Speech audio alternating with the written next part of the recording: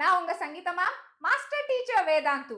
Guys, இன்னைக்கு நம்ம பார்க்க போறது வந்து நிறைய பேர் வந்து இது கேம் சேஞ்சர்னு சொல்லுவாங்க. அந்த மாதிரி ஒரு சப்ஜெக்ட் பத்தி, அதுதான் பிசிக்ஸ். நிறைய பேருக்கு நீட் ஆஸ்பிரன்ட்ஸ்க்கு பிசிக்ஸ் சொன்ன உடனே ஒரு பயம். இது வந்து நம்மளால கிராக் பண்ண முடியுமா, 180 ஸ்கோர் நம்மளுக்கு வருமா சொல்லி நிறைய டவுட்ஸ் எல்லாம் இருக்கும்.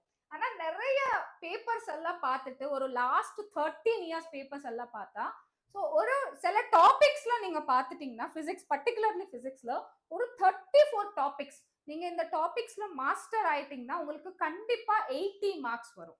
அந்த மாதிரி இருக்கிற டாபிக்ஸ் என்னன்னா, பயாலஜி வந்து என்சிஆர்டி லைன் பை லைன் படிக்கணும். ஆனா பிசிக்ஸ் வந்து நம்ம லாஜிக்கலா இந்த ப்ராப்ளம் சால்விங் டெக்னிக், இந்த ஃபார்முலா கிரியேட் பண்றது, அதுக்கப்புறம் நிறைய நம்மளுக்கு பேசிக்ஸ், ஸோ மேத்தமேட்டிக்கல் பேசிக்ஸ் இதெல்லாம் நிறையவே வேணும். ஸோ அதனால நீங்க கண்டிப்பா இந்த வீடியோ பாருங்க.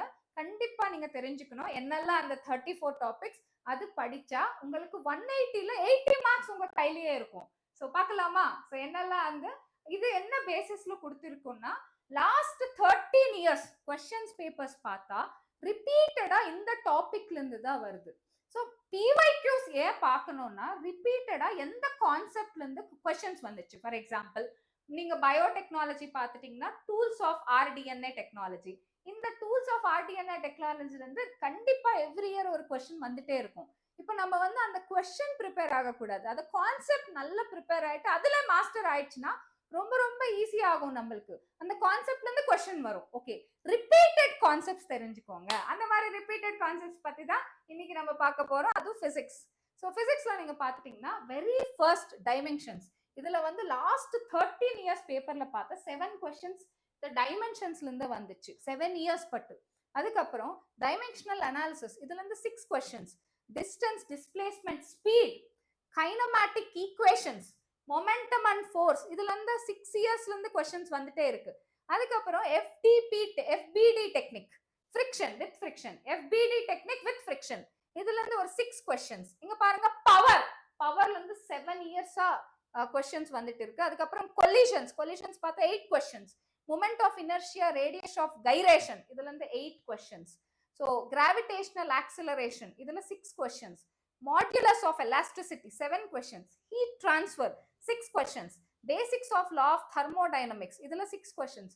இந்த பக்கம் நீங்க பாத்துட்டீங்கன்னா எல்லாமே ஒரு 6, 7, 8 இந்த மாதிரி கொஸ்டின்ஸ் எல்லாம் வந்துட்டு இருக்கு. ஸோ 13 இயர்ஸ் பேப்பர்ஸ்ல நீங்க பாத்துட்டீங்கன்னா கண்டிப்பா ஒரு 7-8 இயர்ஸ் உங்களுக்கு கண்டிப்பா இது ரிப்பீட்டட் டாபிக்ஸ். அதுக்கப்புறம் ஹீட் இன்ஜின் அண்ட் ரெஃப்ரிஜரேட்டர்ஸ், இதுல இருந்து ஒரு 6 இயர்ஸ்ல இருந்து கொஸ்டின்ஸ் வந்துருது.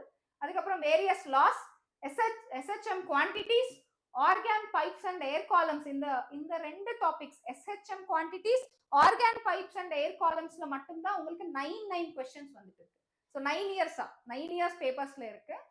எலக்ட்ரிக் பொட்டன்ஷியல் 6 இயர்ஸா வந்துச்சு. Combination of resistors and application of Ohm laws 10 question பேப்பர்ஸ்ல இருக்குது.